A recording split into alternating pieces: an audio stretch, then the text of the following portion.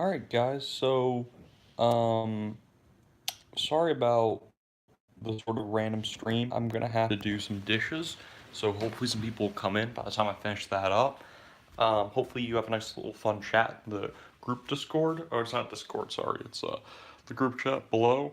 Hopefully some guys show up. I just sort of saw some stuff from Matt Ward and JT Suits, and hopefully we can have some fun conversations. This is sort of about, and look, I'm trying to join the sort of auxiliary military, but that's a long, complicated story. Oh, hi, Nate Robinson. Are you also from like the Chaos live streams? Or are you a JT Suits viewer? Or are you someone else who's waiting to go to MEPS or enlistment? I'm actually kind of interested in what your guys' story is. So, I'm trying to join various auxiliary branches, and I don't want to get too specific for a variety of personal reasons. Oh, you're from JT Suits, cool. So, oh, hey, lovable Xena. So, it's probably I'm probably have to wait another year for kind of personal reasons involved in my career, but I kind of want to hear what's your story. Like, how far are you guys in your careers? I know Xena is working on doing her Coast Guard auxiliary thing in Arizona, and I'm probably gonna have to wait because of my scholarship before I do any of this stuff. But it would essentially be almost doing what I'm doing now, except I'd have to get a new YouTube channel and I'd have to be a little more professional and make official government statements, and I'd just be a recruiter and a social media influencer for the auxiliary military. Plus, I might do some field running and some training, and that'd be cool. Look, I can talk a lot about waiting, even though it might not be exactly the same military experience. I can talk a lot about waiting because it really is a hurry up and wait. Uh, I mean, it's kind of funny how it is. Like, I have all the respect in the world. Oh yeah, that's a real problem. Any of your other stuff conflicting with your classes, um, it can be a real pain in the tuchus, so to speak. Yeah, generally schools have to let military and first responders go for their for their missions, but it can still get in the way of your classes, particularly if you're self-teaching. But yeah, no, military and first responders can get stuff generally scheduled around, but it's still a hurdle to do auxiliary or reserve and go to school. I mean, I don't know how active duty does this, but I'm not trying to go active. Even when I went to recruiters for the regular branches, I was still only interested in going reserve or guard, so I really can't speak to that. I'd say the non-auxiliary Coast Guard and Air Force are probably the two hardest branches to get into, at least as far as the recruitment, like getting an appointment with a recruiter.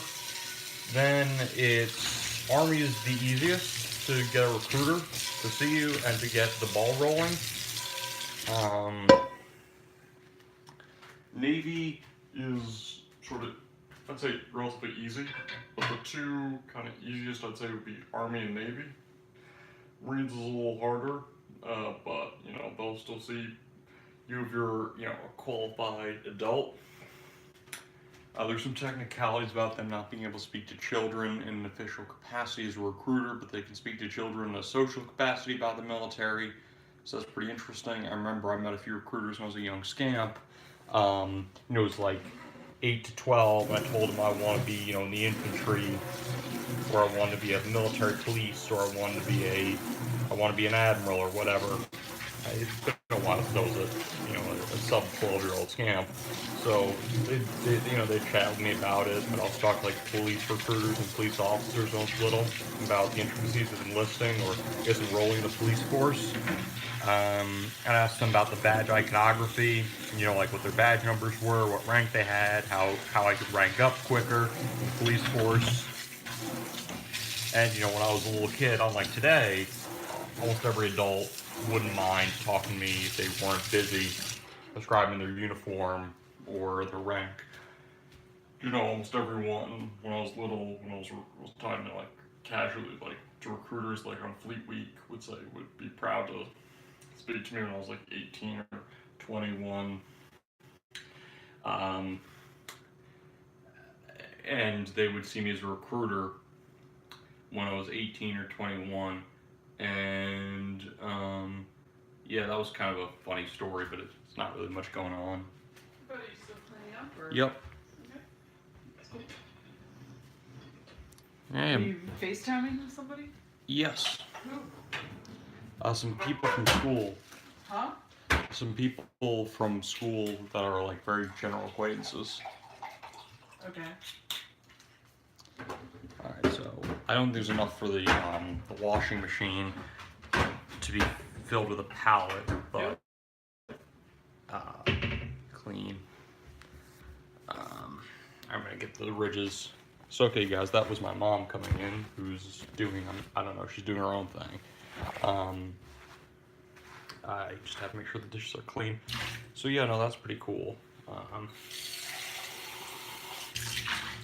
Hopefully you join soon. Oh, I'm glad JT inspires you. I mean, I'm kind of impressed by how well he transitioned into civilian life. And I will make you a moderator, Nate Robinson, just for being one of my OG subscribers, but that's a different conversation. Um, no, look, the Navy definitely looks really cool. I mean, I've been rambling about some stuff I've been hearing in the Green Party about wanting things to go a certain way with building the luxury entertainment cruisers for the Navy, but and my potential role in pushing for that in my local chapter of the New York Green Party. But that being said, I hope the Navy has interesting jobs, and I really like state Navy militias, though ironically they're hard to get into in many cases than the real militias. Sorry, the real Navy, the federal one. The UK and US navies are the two I know the most about. I used to live in London, well, for summer holidays. But yeah, those are both pretty cool. Look, then look if you are kind of on the edge of qualifying health wise, um, especially if you take any kind of medication, that's usually a no go.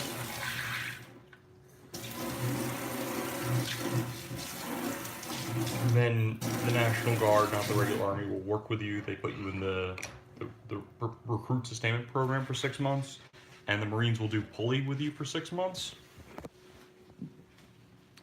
And, yeah. So what branch do you want to join, Nate Robinson? I'm guessing Navy, but, You might have the option to do Space Force. Um,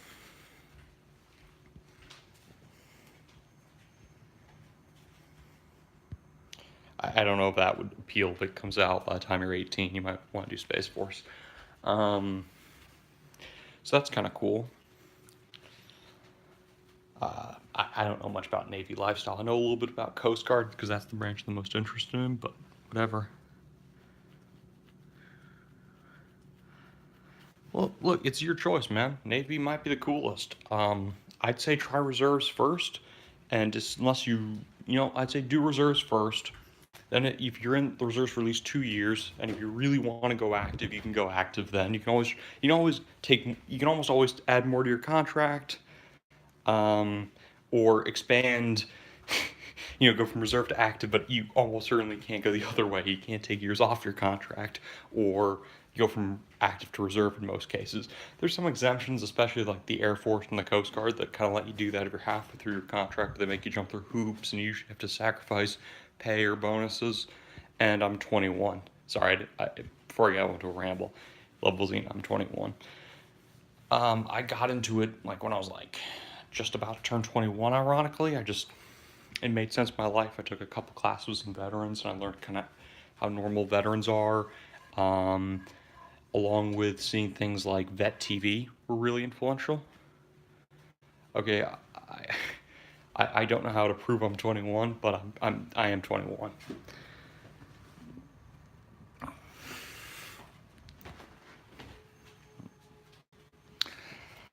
Um, I'll get my wallet and my ID at some point when I'm out of the kitchen. Um, that's kind of interesting. Ah,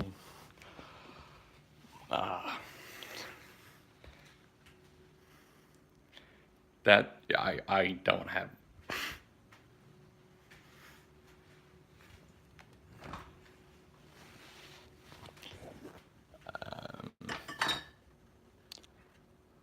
Alright, I'm actually out of beer. All I have is my parents' beer in that fridge right now. Oh, no, actually I have one. Sorry, never mind. But, again, this is a non-alcoholic beer.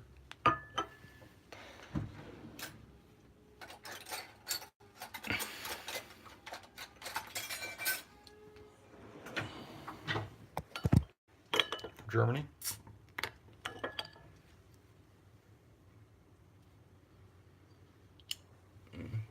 Yep.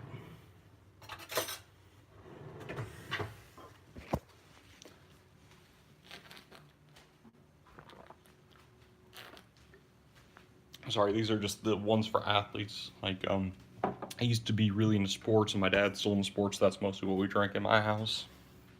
Because regular beer is too fattening. Then I'm a touch overweight, so there's that.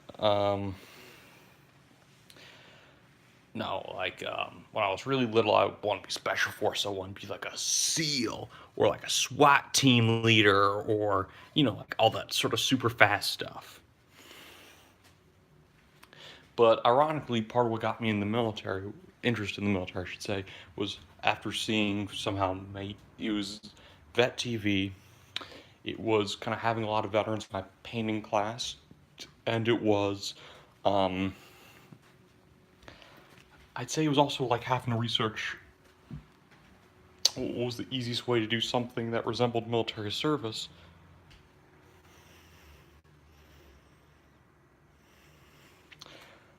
And then I started, I looked up the stolen valor stuff. And I'm like, what's the kind of lowest of sort of service you can do and still get to wear a uniform? And I learned about all the auxiliary branches, and I was like, oh, actually, this looks kind of fun. Then one of my friends joined the Navy, so that was kind of how I did it. And okay, you guys are just talking about beverages, and I'm just rambling. Yeah, so wine's probably better.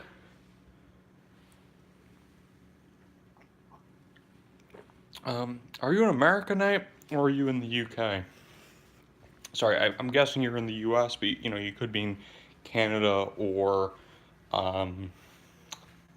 there. There are some exemptions that let you drink around your parents, but yeah, technically you're not supposed to drink, but whatever. Okay, you're American.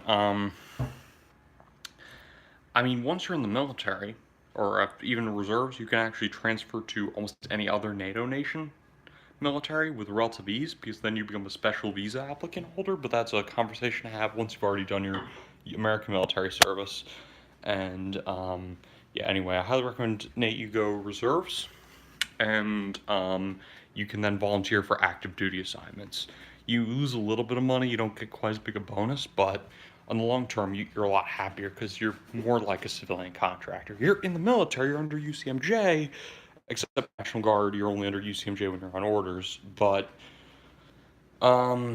yeah, like besides boot camp and AIT and your drill weekend, your 2 weeks out of the year, and whatever else you volunteer for or on occasion get ordered into doing, you're pretty much free to do whatever you want as a civilian, basically.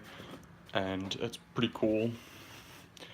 And, okay, it varies the exact technicalities, but so, did I scratch my pan? That's not good, if I did scratch it. But you do technically get 6 months to change your mind about joining the military, but if you chicken out during those 6 months, you almost certainly can't re-enlist. So, keep in mind, it's better, though, to not be able to join again, than to be stuck in.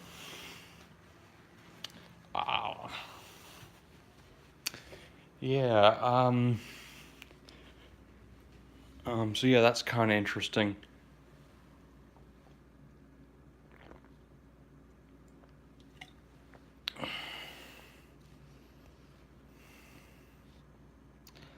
So yeah, no, it's kind of interesting.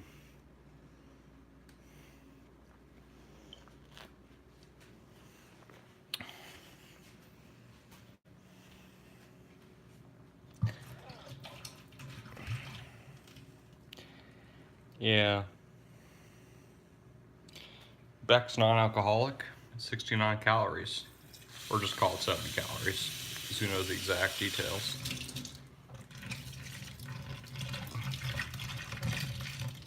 So neat. When are you gonna be one of my comrades in arms? You like what, like 16 now? Or are you like a tyke, like 12 or whatever? And are you gonna do the young man's burden of going for like spec ops? Alright, 13. I thought you were like 15, man, or whatever, but alright, cool. You sound mature. So do you want to go like high-speed special forces like SEALs, or do you want to do just sort of like your kind of construction job type stuff? Oh, my 13. I don't know. I was having so much fun between 11 and 13, 11 and 14. I just kind of couldn't really tell. I kind of blurred all the years, kind of blurred together for me, but I had a lot of fun. I don't know. 13 was a lot of fun. It's funny. I can't really remember the difference between 12 and 14. 13, it's actually a lot like now in a lot of ways, because it was just me waiting for like boot camp to start, or sorry, college just high school to start, and a lot of it kind of felt like kind of how it is now, like waiting on things like waiting to get your meps date or waiting to get your boot date, except you're waiting to get into high school. You're a senior in grade school. You're just like, come on, come on. Yeah, I loved high school. It was really fun. I had some older friends. Like most of my friends were a little older, and so my last year of high school wasn't very fun, but because I didn't have any friends there. But no, high school on the whole was pretty awesome.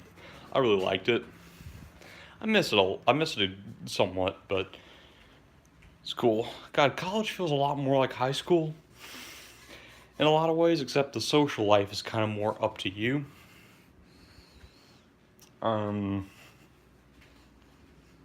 Yeah. I kind of miss actually sixth grade.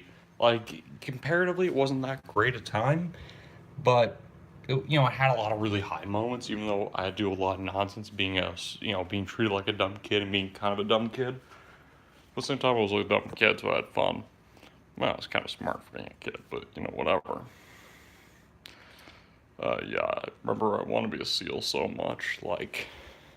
Now, I don't know why I want to be a SEAL, because I didn't necessarily like the water that much.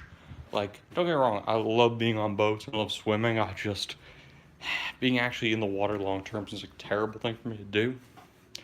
But I want to be a SEAL. Alright, now that I know better, if I was that kind of kid again, I'd probably rather be a ranger, or some other kind of, like, high-speed stuff there, but even then I'd probably just rather be some sort of mechanic. An army mechanic or something. Probably would have been masonry specialist, but you get what I'm going at. But yeah, no.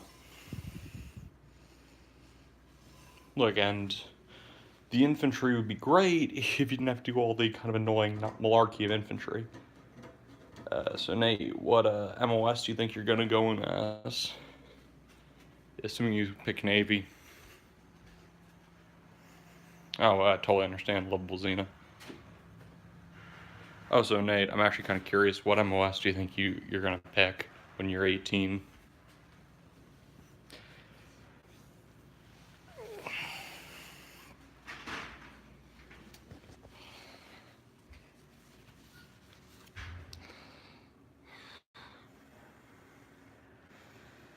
Like, do you want to be like a SEAL? Do you want to be like a systems repair officer? Do you want to do kind of like what JT does? It looks cool being on the flight deck, but I don't really know.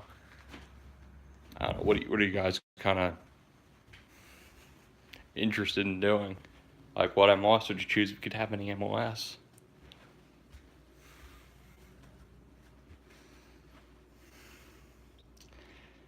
I mean, if I could be like an 11 Bravo and not have to deal with all the kind of internal base politics and all the maintenance, I'd probably be like infantry or a 12 whiskey, masonry specialist. But, and always keep your options open. You're 13, and you got a lot of time ahead of you. Have you already signed up for, alright, drones? That's cool. Yeah, sorry you didn't get qualified. I will tell you this, because I got into college, and the armed forces weren't taking me in America, though. Weirdly enough, I qualify for the UK, except for the citizenship issue. Not being a UK citizen or Commonwealth citizen, but I otherwise would have qualified for their branch. Uh, but yeah, no, it's kind of more, it's up to you. I mean, I like the MOS. I like MOS. I like Christopher Castle's MOS Mondays, but look, like I got into college, and it's. I mean, there are requirements. Like the SAT is kind of nonsense, but they make you do that or do a bunch of workaround requirements. I do a bunch of workaround stuff, but I mean, ultimately, college, if you can pay, like 70+% of your own tuition, they'll pretty much just take you, as long as you can jump through a few hoops that are annoying, but most people can pass. Granted, actually doing well in college is a lot harder.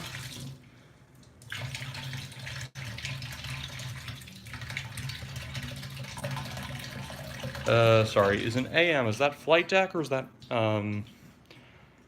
military, is that Navy police?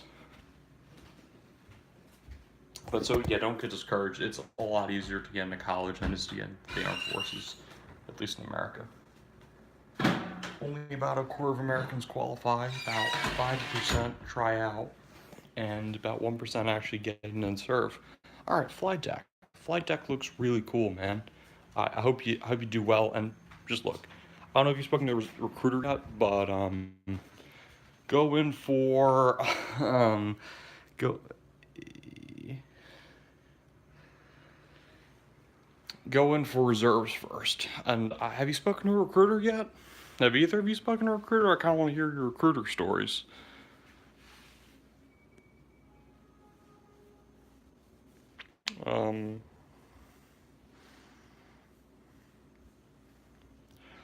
But more seriously though, have you spoken to your JROTC recruiter for whatever branch you can get at your school? Like I couldn't do it, but it's complicated. It's great because it's great skills if you want to do it, but on the other hand, it's kind of crappy because it kind of saps away part of your childhood. So do it or not.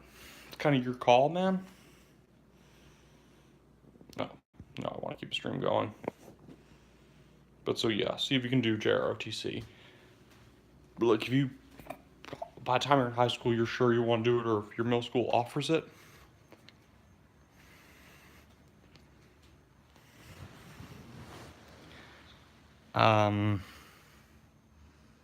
Yeah, I'm sorry about you getting rejected. The Navy was not interested in me, to put it bluntly.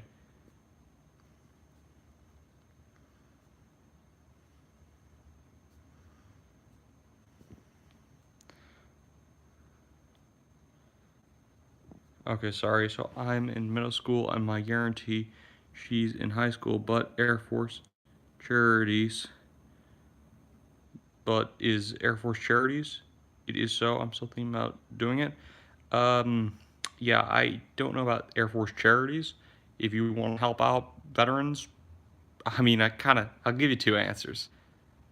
If you're just talking about helping people out, look, it's good to help out people, so help out your friends and family, and help out whoever else you want to help out. I tell you, because it's my brotherhood, military and first responders, I kind of feel obligated to help them out, but if you're just trying to help out the most needy, I'll tell you, they get enough help. I mean, don't get me wrong, a lot of people deserve the veteran treatment, but, very few people get it. Teachers deserve it, a lot of community activists deserve it, and politicians, some cases, but that's a whole different issue because, they're a public figure. Same with cops. Like, maybe they deserve to be treated as heroes, but because of their job, they're not really allowed to be treated like heroes, or people can't really celebrate them or kick loose and have a beer with them because they're law enforcement.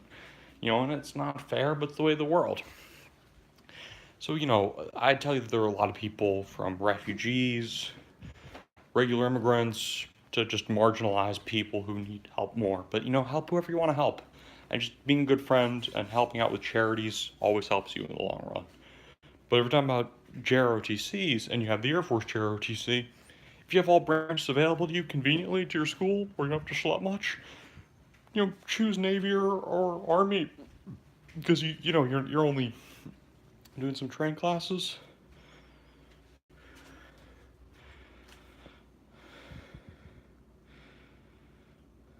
I love Blazina. I recommend you go Army National Guard because they're the most flexible.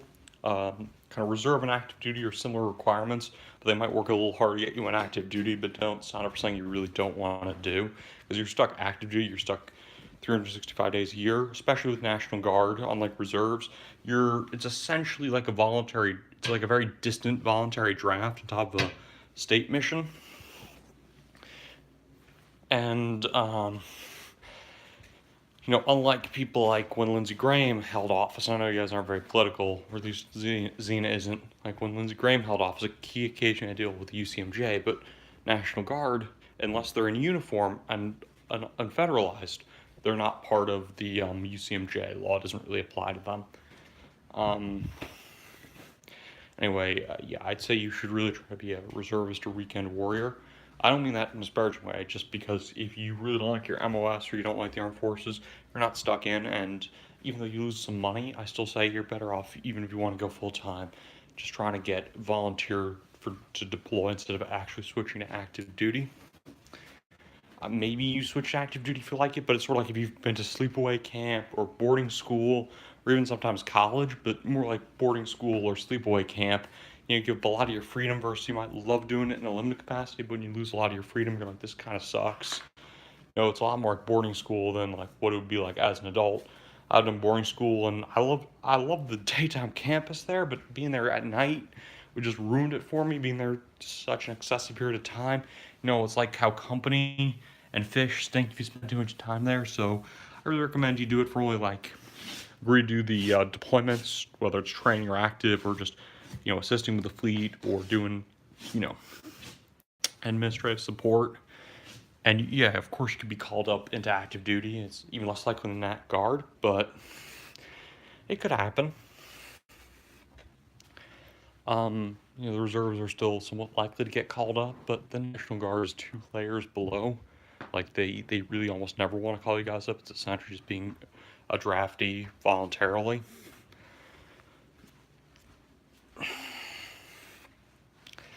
So yeah, that's kind of the quirk of it.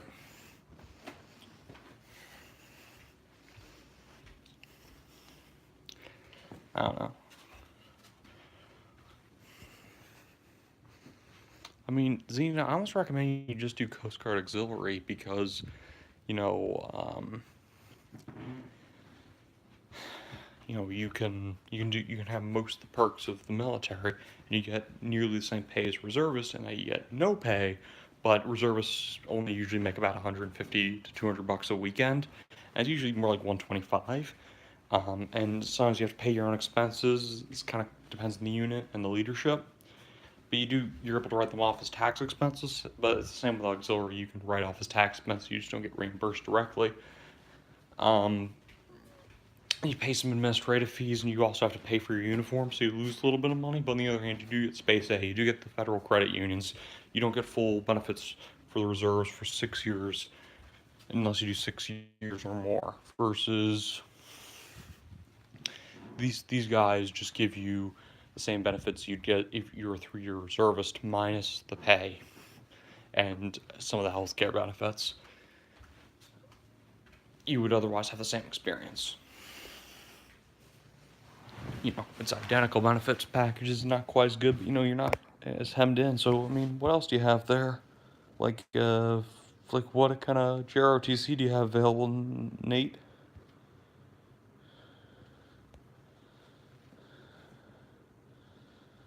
Uh, I might play some City Skylines if you guys aren't all that talkative. And I'll probably run this thing in the background, but I don't know. Did you speak to a JROTC recruiter from the Air Force JROTC, or what JROTCs do you have available in your high school or middle school?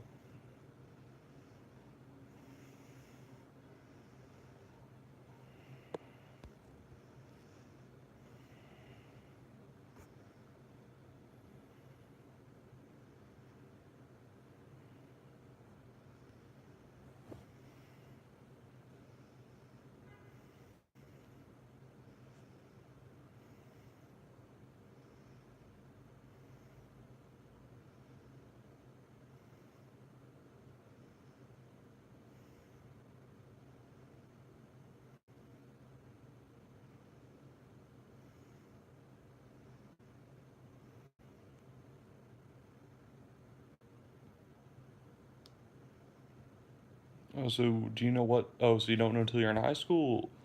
Um, I'd recommend you do whatever branch you're the most interested in, but it's really whatever you have available is your biggest priority. But if you had to choose, I'd say go with whoever your first choice is, or do Air Force or Army, because those are the two that are easiest to transfer to anything else. Um,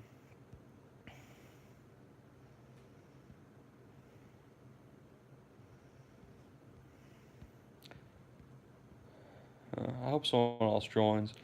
Otherwise, I might just cut the stream off. Uh,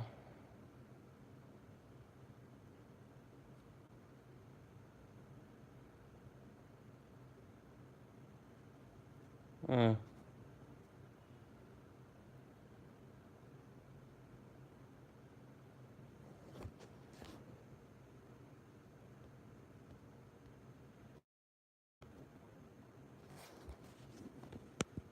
Sorry about that. Yeah, no worries. If you could give me a few more details about what you know about your JROTCs, I can pretty much just tell you a lot more. But without more specific information, I can just tell you the basics. I can tell you to, watch a lot of Matt Ward and maybe Bully Juice, but I think he's kind of more of an entertainer. Oh, are you talking about Lovable Xena? Nate Robinson, please focus.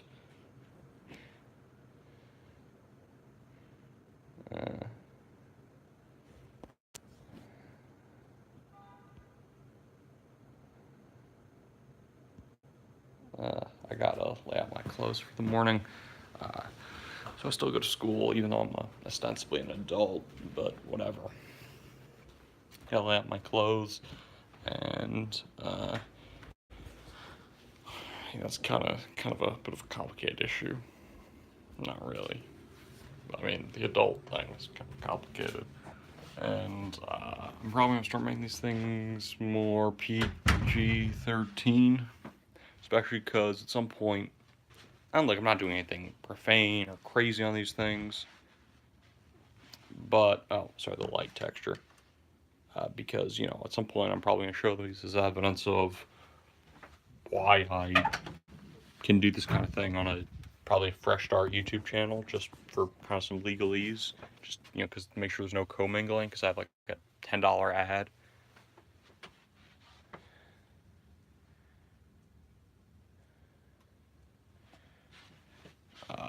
Because like it could be considered commingling of funds, and commingling something I technically own privately, and if I don't decommingle, it could become like my personal YouTube could be considered quasi-government property, so it almost really have to get a new channel and rebuild up following. I will text you guys out, and I'll use this channel to hype up whatever official channel I get, assuming I get accepted to the State Guard or auxiliary as a recruiter or kind of professional social media influencer instead of me as an amateur social media influencer. So that's why I'm kind of like, yeah, this might be, I don't know how much longer I'll primary live streaming account, because I'm probably have to switch over to that whenever I get through. Or if I don't get through, I'll just probably do a lot less military content, and I'll probably have Spring for YouTube Premium to do.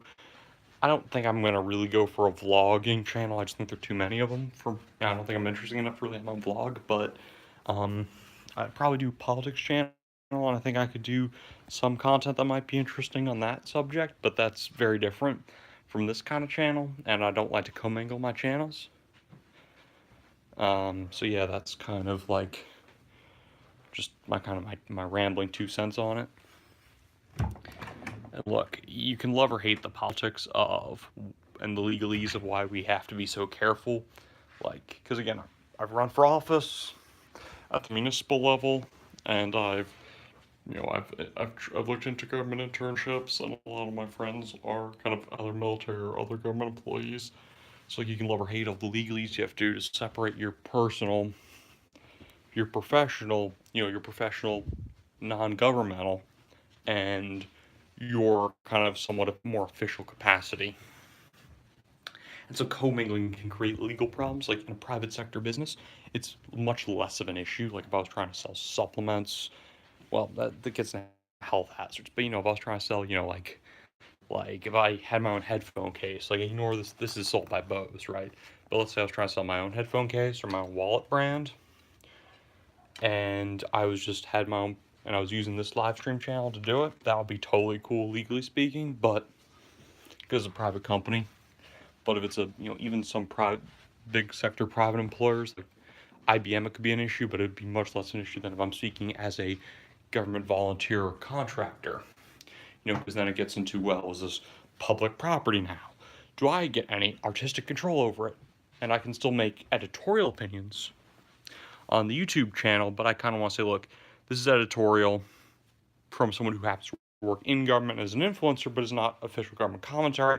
This is me speaking, and then if I become accepted as a volunteer in any of the auxiliary state guards, this would then become, this is an official opinion, but it's me interpreting official opinions, if that makes sense. So it's me speaking as a member, but not as the government, because I'm not, I wouldn't be in high enough rank to have be able to make official statements. I'm not, a president, governor, or anything like that, or a general. So like that's kind of like that. That's the distinction. It's me interpreting interpreting official laws and rules, as I understand them, which is kind of almost anyone who works in the government, bureaucracy, or law enforcement would do.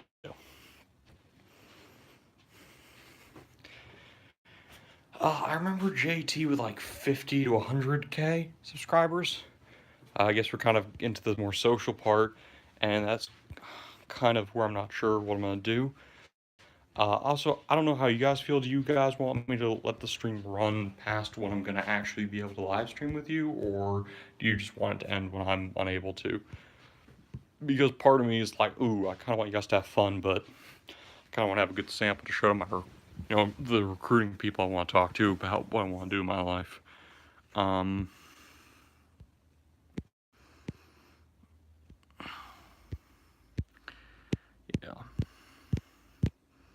Ideally, I hope to talk more about the JROTC stuff, but if you guys are busy, that makes sense. Sorry about my rambling about government protocol. I know a lot of people have gotten in big trouble for it on the smaller scale. Like Hillary Clinton, private email server for public records. Trump kind of messed up his social media accounts by using his personal Twitter to speak as president, though that's a whole legal different controversy because, he's the president of the United States. It's sort of like being a soldier in a lot of ways in that that's actually more extreme because pretty much everywhere you go, your personal and professional opinion are always kind of commingled. So it's kind of harder for you to have your own personal, non-official opinions. Because what you say kind of almost always has a element of interpretive legal power if you're president or governor, but at the same time you can also have personal opinions, like President Obama at least. Oh yeah, you can ask me questions. I think I don't know if you're talking to Nate, but yeah, I definitely have your email, Xena. So it gets some legalese. But besides me rambling about how the exact wording works for like presidents or governors, you can be. It's very complicated because theoretically they can have their own personal social media page, but for a lesser ranked government official, it gets kind of like murky. Like, okay, are they just tweeting about like references to their official page? Like that's where it gets pretty murky. Like, well, okay, what's official and what's private? Like, it's kind of hard to say legally what's what. And there are actually going to be a lot of Supreme Court and Federal Circuit Court of Appeals cases around what exactly do politicians own as their own private property, what social media is just them having their own opinions, and can they have kind of private, non-governmental opinions, or anytime they speak, is it effectively the government speaking, and they have to give the same free speech rights as they would have to give at a town hall. And they don't have to hear you, because almost every court said they can mute people they don't want to hear from, but can they block you or kick you out of a chat room if they're a government official? And are they speaking in an official capacity, or are they talking about personal affairs, and can there be a distinction? It's reasonable. It certainly can't kick people out of chat rooms that are run by an official in government for political disagreements. However, the general rule is like non-compelling government interests. So certain first responder classes could definitely kick you out for being political. They're also, because it's not the core function of it. There's also time and place restrictions like that. There's compelling government interest they can use, and there's also the doctrine of behaving appropriately. So they could sort of maybe stop an excessive heckler from, or maybe eject an excessive heckler from a community meeting. Certainly someone was threatening someone, but there are a lot of other First Amendment quirks. Look, free speech is a complicated issue, and I'm just rambling, and that's not really the scope of these videos. So, yeah. Look, it's complicated because all I'm saying is there's just a lot of weird legalese with kind of government, contractors, officials, and I'm not yet a government official, but if I do become one, I'd have to be very kind of careful in separating personal, professional, non-governmental, and any kind of government statements I'm authorized to make. Which again, I'm currently a civilian, so it's only could hurt my future employment in the private or public sector if I make a statement that I shouldn't make. But it's not as big a deal right now as it would be if I was actually officially a contractor. Because then if I make a speech mistake, or I say something I'm not supposed to say, like I make a political comment, if I were a school teacher, and I say that outside of my job as a school teacher, I say it like on like YouTube or in an editorial, that's fine. But if I say it as a member of like the military, that's not something I'm supposed to do. I mean, there's some ways you can talk about it as long as you're not in uniform, but it is complicated. And now I'm just rambling about stuff you guys aren't interested in, and I'm sorry. I mean, if you guys would put something in the chat, I'd say more.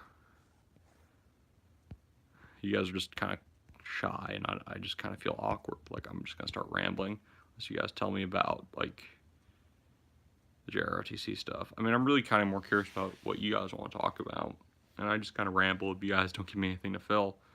And I obviously am avoiding politics for a variety of reasons. But no, I mean, I'm really curious. If you know it, can you just type if you know or don't know what kind of JROTCs you can do, and then we can talk about that. Or what do you guys want to talk about? Or do you guys just want to kind of like shoot the breeze?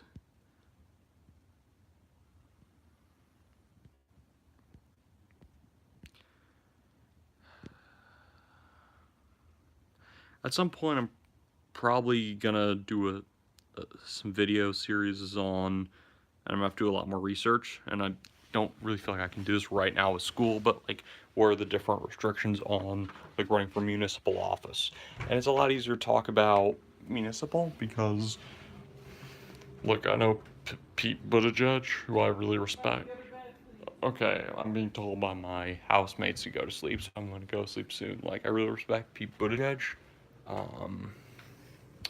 And he was sort of a reservist and a mayor, so it's kind of hard to say, especially in the United States. Okay, I'm going to bed soon, Mom. Okay.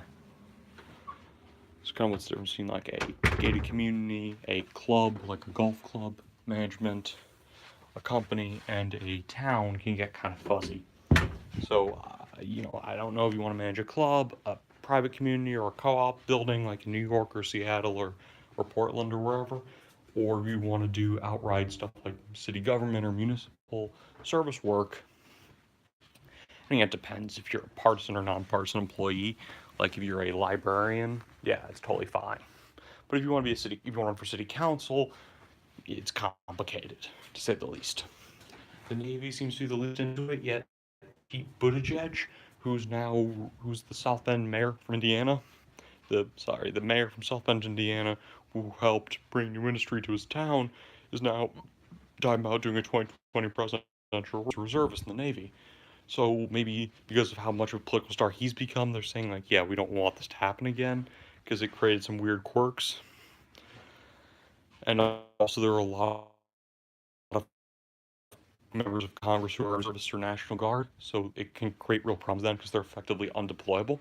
Because if you're a mayor, it's not of a small city, it's not a big deal, but if you're a mayor of New York, it'd be a huge problem.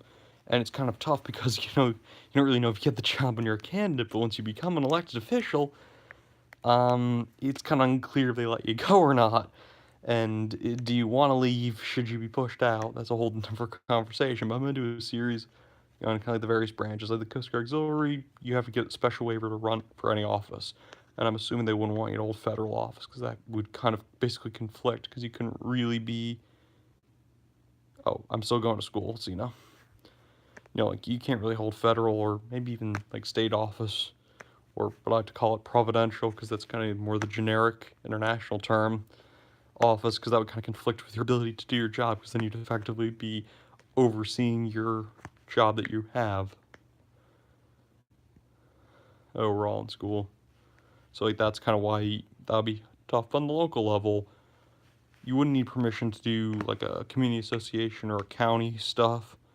Well, sorry, a country club or like co-op board or cooperative grocery store, but you probably need approval, or at least you'd have to talk to a lawyer who specializes in UCMJ issues to do city council or county commissioner stuff.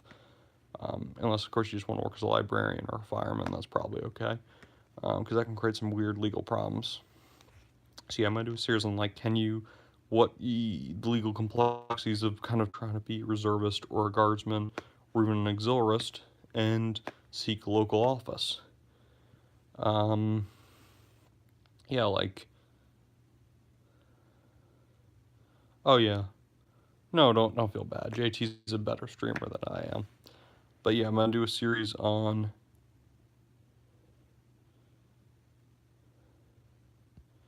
I'm glad you guys are having fun. I mean, I'm gonna do a series on like legalese. Like I know Coast Guard Auxiliary can't really have any political office or any high party office while you're in there, but like State and National Guard doesn't really care, and the other reserves are kind of more complicated because you also have like free speech restrictions that you can and cannot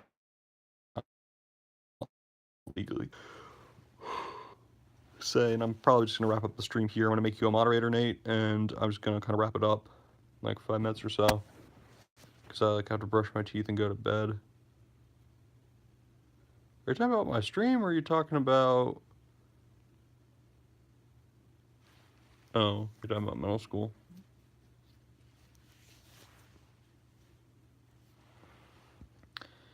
Yeah.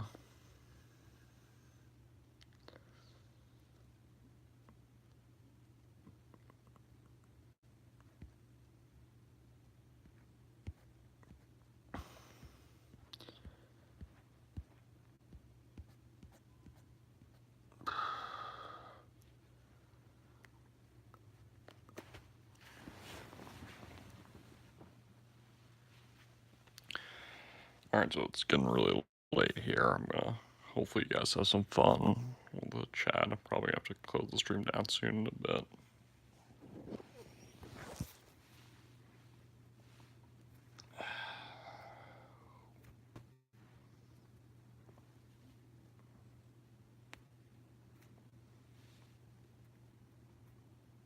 Yeah, guys, I'm just about to just wrap up the stream. So see ya. Unless you have any urgent questions about the enlistment process. But again, not a recruiter, just a private citizen influencer who hopes to join the auxiliary branches of the military.